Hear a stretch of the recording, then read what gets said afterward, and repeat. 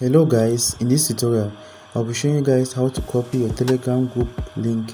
So if you are new to this channel, don't forget to like, subscribe, share and hit the notification bell in order not to miss my upcoming tutorials. Without wasting much of your time, let's get started.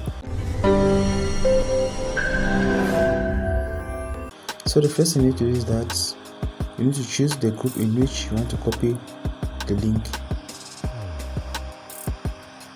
after which you click on the group profile. Once you are there, you simply click on invite link, after which you click on copy.